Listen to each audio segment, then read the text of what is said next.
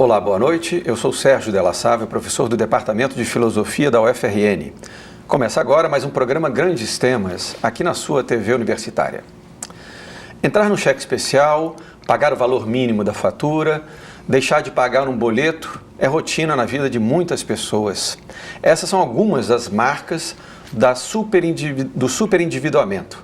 O fenômeno é agravado pelo assédio das instituições financeiras, que tanto cobram como oferecem possíveis saídas que, na verdade, se mostram um labirinto para mais dívidas.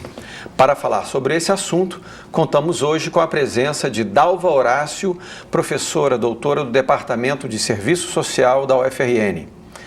Cyrus Benavides, coordenador do PROCON do Rio Grande do Norte.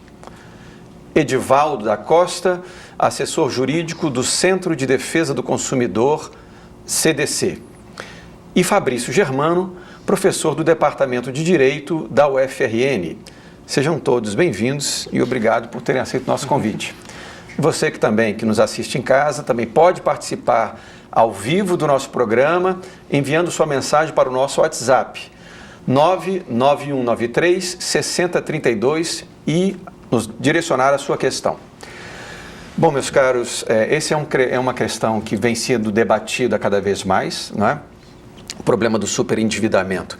E talvez uma questão que as pessoas que nos assistem em casa podem se colocar seria: o problema do superendividamento é um problema de comportamento do indivíduo, uma falta de controle ou de disciplina financeira do sujeito, ou é um problema de uma ação, digamos, predatória de instituições financeiras? Muito boa noite, Dalva. Você começa? Boa noite, começo. Boa noite. Boa noite. Queria agradecer o programa por ter aceitado, né, essa temática muito importante. Queria chamar a atenção, diante da sua pergunta, para o seguinte fato. O fenômeno do superendividamento, ele tem uma relação direta com a questão do autodesenvolvimento do capital financeiro. E o capital financeiro se desenvolve em determinado contexto da história, da humanidade.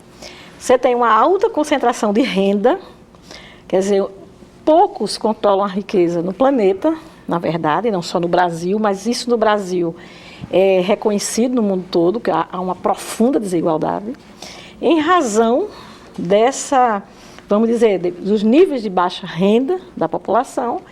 Você tem um fenômeno que, por exemplo, a indústria não poderia vender seus produtos, não poderia fazer circular capital se não houvesse a expansão do crédito ao consumidor.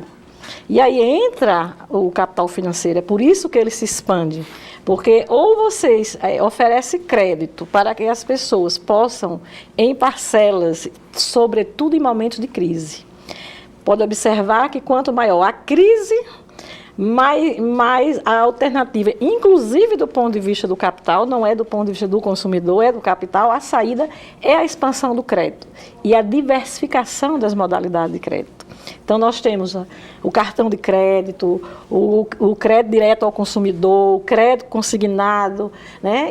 Esse movimento, né, as instituições financeiras contam com propagandas, com várias formas hoje com esse desenvolvimento das tecnologias da informação que facilitam o acesso direto ao consumidor, não só no plano, através, por exemplo, da televisão, dos rádios, dos jornais. Hoje tem outras mídias onde ele acessa diretamente esse consumidor, o convence que a saída para ele é contrair aquele crédito, né? E muitas vezes a gente vê, por exemplo, no caso do crédito consignado, ou do crédito direto ao consumidor, você faz um empréstimo com menos de 3 meses, 4, 5 meses, você recebe uma ligação pedindo para você renovar. Então, é como você disse no início do programa, uma coisa que parece a saída, acaba você se endividando ainda mais. E aí eu gostaria que os demais pudessem acrescentar, né, também. Pois é, porque... Complementando, eu queria dizer o seguinte, olha, num país como o nosso, onde pelo outro lado, né, já falou das instituições, vamos falar pelo outro lado, pelo lado consumidor, onde o bem-estar social é muito baixo, onde as pessoas vivem com baixos salários, onde elas têm que contribuir com educação, cultura, pagar do próprio bolso, eles têm pouca capacidade de poupança. Isso já é uma porta de entrada para isso. Qualquer incidente da vida, para o consumidor médio ou para aquela pessoa de baixa renda, já é uma porta de entrada no superendividamento. Por quê? A morte é uma pessoa da família, uma questão de doença, um desemprego. Isso aí leva aquela pessoa que não tem poupança ao quê? A recorrer a esses métodos, que é o cartão de crédito, ao empréstimo consignado que está bombando agora, no sentido de pegar um reforço para tentar superar aquela crise. E isso acaba se aprofundando, porque ele não tem a consciência, no geral, que por exemplo, no caso do cartão no empréstimo consignado, que aquela parcela que vai ficar retida representa até 35% do seu salário. E isso vai durar durante muito tempo e isso pode ocasionar uma situação de crise. Mesmo porque, antes de comprar o remédio, ele vai ter que pagar o banco, no caso do empréstimo consignado. Antes de pagar aluguel, ele vai ter que pagar o banco. Então, é uma situação crítica. Então, é esse caminho. No caso do consumidor de boa-fé, isso também deve ter que ser considerado. Perfeito. Ciro, sua opinião sobre... Boa noite, professor Sérgio, boa noite a todos, boa noite os telespectadores que nos assistem. Eu queria começar a minha fala trazendo dados concretos sobre o número de endividados aqui, principalmente em Natal. A Fé Comércio de São Paulo fez uma pesquisa em dezembro de 2016, onde ela traz duas informações que são alarmantes. A primeira delas, que Natal é a primeira capital no número de endividados do Nordeste. É a capital que possui o maior número de endividados, lógico que proporcionalmente. Segunda informação, no Brasil, Natal está como a quinta capital de maior número de endividados. E nessa mesma pesquisa, mostra que 75% das famílias da capital de Natal estão endividadas. Isso é um número muito alarmante. E eu estou aqui para assistir a aula dos colegas que sabem as origens do endividamento, sabem melhor do que eu como diretor do PROCON. Mas eu estou numa luta, a nossa instituição, de criar mecanismos para desafogar e solucionar. Então, são os mutirões, são os núcleos de superendividamentos e são as orientações. Por exemplo, aquela pessoa que tem uma dívida de cartão de crédito no valor de R$ 1.500, se ela pagar R$ 100 todo mês, a dívida dela vai aumentar. Nunca vai baixar. Então, automaticamente, o certo não é ela ficar alimentando aquela dívida na crença de que vai diminuir, e sim fazer um parcelamento no sentido de dividir. O governo federal abriu aquela questão do pagamento mínimo do cartão de crédito, de que agora, já no próximo mês, já vem integral para não ficar aumentando cada vez a bola de neve, mas hoje eu gostaria de começar a minha fala trazendo outra informação importante. O ranking dos reclamados do PROCON estadual do Rio Grande do Norte estão as operadoras de telefonia e endividamento, seja instituição bancária, seja cartão de crédito, seja empréstimo dessa natureza. Boa noite, Fabrício. Boa noite. Suas primeiras considerações sobre essa questão do superendividamento. A professora falou da questão do surgimento do capital, etc. Edivaldo da questão da situação do consumidor, e Ciro expôs aí a nossa realidade, principalmente local, aqui em Natal. De fato, é um fenômeno que existe e está presente, podemos ver através desses dados, na vida de muitas pessoas no Brasil. O que é que nós temos que ter em mente? Que o Estado em si e o direito, no sentido mais amplo, não pode ficar inerte em relação a essa questão. É preciso uma ação de interferência para tentar resolver essa questão, ou se não resolver 100% não vai conseguir, pelo menos amenizar essa questão. Porque o consumidor tem uma certa liberdade para escolher que dívidas vai contrair, em muitos casos. Em outros casos, ele realmente necessita contrair dívidas. E as instituições, por outro lado, também não podem se utilizar desse contexto, dessa situação, para explorar o consumidor de maneira indevida. Então, a legislação tem que inserir aí, e os órgãos de proteção e defesa do consumidor também atuam nesse sentido, além da educação, no sentido de impor limites para que essas instituições não atuem de maneira que vá agravar a situação do consumidor. Diga, Dalva. Exatamente. O professor Fabrício pegou um aspecto muito relevante. Que é o seguinte, em países como o Brasil, que você tem um alto grau de desigualdade social, que não é só desigualdade em termos de renda, mas também de acesso à informação, então as instituições financeiras, elas apostam na desinformação e na, vamos dizer, fragilidade do Estado para coibir, para punir e, sobretudo, para promover a educação consumo, que é a grande estratégia, né, que nós devemos investir para que o consumidor tenha clareza, porque o investimento das instituições financeiras é muito forte.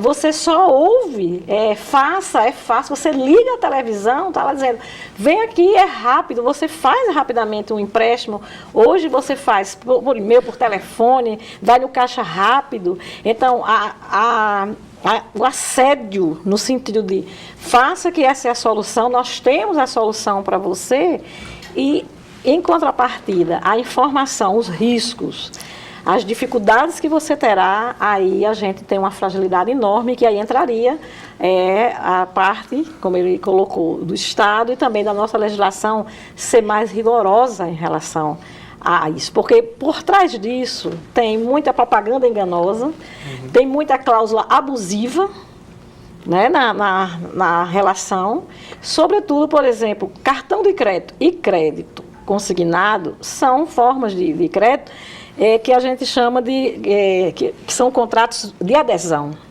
Então, você chega lá, frágil e necessitado, e você assina um contrato onde tudo já vem determinado pela instituição financeira que está lhe ofertando. Que protege muito mais o agente financeiro. Exatamente quem concede o empréstimo. Eu queria complementar aí, o professor Fabrício foi bem preciso com relação a isso. Esse fenômeno de superendividamento, ele é recente. Com relação, ele é um fenômeno agora desse século aqui. Inclusive, o nosso Código de Defesa do Consumidor ele não abrange, ele não trabalha o superendividamento com relação ao consumidor. O que acontece? Agora está sendo revisto, principalmente, como o professor falou, que as instituições financeiras e os bancos, elas não são responsabilizados. Ao conceder o crédito, elas não estão mais preocupadas. Por quê? Principalmente no crédito consignado. Eles têm a garantia através da retenção direto na folha. Então, a inadimplência é baixíssima. Então, estão altamente seguros. O Dr. Círios falou claramente sobre agora a mudança agora do crédito rotativo. O que aconteceu foi o seguinte, foi justamente outra temática, outra estratégia das grandes instituições para se preservar. Quer dizer, o consumidor ficou de fora. O que aconteceu? Em 2016, acendeu a luz amarela. Ou seja, de cada 10 consumidores de cartão de crédito, 4 atrasaram os pagamentos ou pagaram o mínimo. Então, acendeu uma luz amarela, ou seja, 36,17% mais ou menos, foi a estatística. Então, o que eles fizeram? Através do Conselho Monetário Nacional, eles criaram uma resolução. A resolução o quê? Que vamos dar um freio nisso, porque está chegando a uma situação de risco. Qual foi a mecânica? Essa resolução, ela apenas indica o quê? A partir do segundo mês, você vai ter o quê? Quitar todo o seu empréstimo, né? Quitar todo o seu saldo devedor, mediante o quê? Ao encaminhamento a um novo empréstimo. Isso nós desaconselhamos totalmente, porque olha o absurdo da coisa. O seguinte, a pessoa faz uma compra parcelada, por exemplo. Ela no segundo mês, ela tendo pago o mínimo, ela vai ter que pagar a totalidade, porque o total do seu cartão vai ser executado, né? E vai ser bloqueado. Ele vai ter que pagar o quê? Os juros, o total da dívida, mais os juros de 2 meses, mais o empréstimo consignado. Certo? Então, o quê? Ele vai ser altamente onerado. Então, isso aí o quê? Protege o quê? A instituição que realmente acaba recebendo o valor. Mas o consumidor fica descoberto. Esse aspecto é muito importante para todos nós que integramos o sistema de defesa do consumidor, né? Que aí a gente está falando aqui com os membros do sistema de defesa do consumidor, PROCON, entidades civis, juizados. Ficar atento ao seguinte, olha, esse consumidor, quando no mês ele fez o pagamento mínimo. No mês seguinte, com essa nova resolução, ele não pode mais fazer isso. Ele ainda não está habituado, porque o costume, o senso comum era você parcelava, refinanciava, inclusive os cartões estimulavam você a parcelar, vinha aquela opção automática, você podia dividir até em 12 vezes, que isso já é um crédito direto ao consumidor. Já é outra modalidade de empréstimo, embutida na modalidade de cartão de crédito. Então, o que é que acontece agora? Agora ele institucionaliza a partir... Você atrasou a primeira, pagou o mínimo. Aliás, pagou o mínimo na fatura. No mês seguinte, você tem que pagar a fatura total, como disse o doutor Edivaldo. Se você não consegue pagar a fatura total, você é convidado a fazer um empréstimo para quitar esta fatura do cartão. Aí você vai ter uma conta, como o doutor Edivaldo disse, de juros sobre juros. Você vai ter, além da multa pelo atraso, da fatura anterior, as taxas de administração, você vai ter, aí você forma uma dívida com todos esses juros, você vai contrair uma outra que você vai pagar por um cadastro que já é mais alto o juro, porque você já é considerado um consumidor de risco. Então, aí você vai pagar a taxa de cadastro, todas as taxas que embutem esta nova operação. E aí você vai assumir um parcelamento desta fatura, desta dívida do cartão de crédito, e vai continuar podendo usar seu cartão, se endividando ainda mais. E aí você ainda está exposto, chega um momento que você é convidado muitas vezes por outra instituição financeira a comprar sua dívida. Então, este movimento que a gente chama do capital financeiro, por isso que eu iniciei minha fala, dizendo que esse é um fenômeno que é desse século, ele é pertinente à superexpansão do capital financeiro. Alguns sociólogos, eles chamam até financiarização da economia.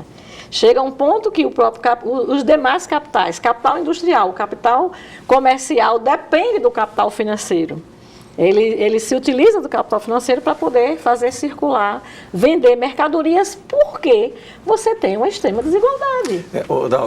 Foi bom você tocar nesse assunto, assim, porque a gente está tematizando um negócio, assunto, um fenômeno que é bem recente, como a gente está testemunhando. Porque endividamento, quem está nos assistindo em casa, fica pensando, bom, endividamento, dívida, isso já existe desde há muito tempo. Superendividamento é um conceito recente, bem recente, né? E está ligado, então, a esse esquema de oneração de uma dívida que já está colocada, né? Então, assim, é uma espécie de um esquema que induz a pessoa, de certo modo, não é, a permanecer ou a aprofundar o endividamento que ele já tinha contraído. Né? Exatamente. Você tem uma dívida, contrai outra dívida para pagar aquela dívida e acaba entrando num círculo que a gente chamaria de beco sem saída. Uma observação que também deve ser feita é de que a legalidade da imoralidade. Porque na hora que você cobra 300% de juros ao mês num cartão de crédito permitido pela lei, é o imoral prevalecer sobre o que é legal, que não era para ser. Não era para existir uma coisa legal e imoral. E eu acho, quando eu bato muito em cartão de crédito, é porque de 10 reclamações de superendividamento, 9 são cartões de crédito. Exatamente. Perfeito, Fabrício. Na verdade, é uma questão muito complexa, assim. Talvez, eu não sei se a legislação por si só conseguiria resolver, porque nós temos interpretações de juízes, de tribunais diferentes. Uma delas foi justamente essa questão dos juros, que o Supremo Tribunal Federal decidiu essa abertura. Houve uma ação direta de inconstitucionalidade e o tribunal decidiu que o Conselho Monetário Nacional é quem decidiria o limite, que seria um limite fluido para juros de cartão de crédito. Para outras questões, o Código ele traz algumas previsões, mas, como o doutor falou, ele não é detalhista, ou ele não chega em tantos detalhes em relação a superendividamento. Para trilhar esse caminho de estar endividado para estar superendividado é muito fácil. Então, isso acontece de uma maneira corriqueira na sociedade em geral. Para a legislação prever em detalhes uma forma de proibir que esse fato aconteça, é muito difícil. O foco deve ser o quê? Prevenção. Isso. Prevenção talvez seja bem mais importante do que as técnicas de tentar conter esse tipo de fenômeno. Fabrício, quando você fala de prevenção, você está falando também de educação financeira. Exatamente. Mas aí a gente fica num problema que assim, isso não interessa, de certo modo, a esse sistema que lucra, que se beneficia com isso. Então, geralmente, os bancos não se preocupam muito com esse comportamento prudente. Eu vou dar um exemplo pessoal. Na época, quando eu fazia o doutorado na França, eu tinha uma conta lá, que eu movimentava nos anos que morei lá. Houve um mês que eu passei do limite, né? Aquela coisa em um mês lá passei do limite. Imediatamente eu recebi um comunicado do banco dizendo que eu precisava cuidar, que eu precisava repor aquilo ali. Sim. Ou seja, a instituição, ela imediatamente te cobra uma alerta, digamos, né? Olha, claro que é uma coisa assim de alguns dias, mas ela imediatamente já alertou. O nome disso é primeiro mundo, né? Mas assim, a questão, Cyrus, é que, de fato, há uma lógica inversa aqui. Aqui as pessoas parecem que são induzidas, elas são induzidas ao endividamento, né? Parece que é uma lógica que está atrelada, obviamente, à questão dos juros, porque é quando os bancos realmente ganham, né? Eu acho que a quebra está, como o professor Fabrício falou. E eu queria adiantar uma coisa para vocês. Já está sendo pensado nisso. Como eu falei, o superendividamento é um fenômeno novo. Ele não foi abarcado pelo Código de Defesa do Consumidor. Mas já foi pensado nisso. O Herman Benjamin e outros estudiosos já capitanearam estudos. E já existe 2 projetos de lei, inclusive um bom para vocês também. É o projeto de lei 3515 de 2015, que ele trata justamente do superendividamento. O que ele trata especificamente? É o seguinte, é esse comprometimento das instituições financeiras, porque eles não têm ônus nenhum. Ele cede o dinheiro, cobra na justiça e o consumidor fica refém. O que acontece agora é uma corresponsabilização. Inclusive, com até o ajuizamento de um pedido formal, né, de renegociação da dívida com a participação do banco.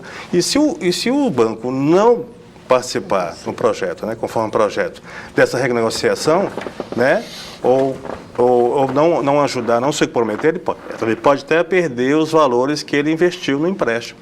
Isso aí já é bom. Inclusive, ele prevê punições. Outro ponto é outro projeto, é o 5196 de 2013, que ele fortalece o PROCON, certo? No sentido que o termo aquele de audiência que você faz de conciliação sirva para o ajuizamento de ações. Então, realmente, já está sendo pensado nisso. Agora, conseguir aprovar isso, você sabe, 2013, 2015, vai ser bem difícil. Por isso que é importante a mobilização dos consumidores. Sim, e aí perfeito. eu volto aqui ao professor Fabrício. Então, a importância... eu vou pedir para você, sim. a gente vai fazer um pequeno intervalo, vou pedir para você retomar a sua argumentação. Com certeza. Logo mais, daqui a pouquinho, de um pequeno intervalo, esperamos vocês para continuarmos a debater sobre a questão do superendividamento no Brasil. Até daqui a pouco.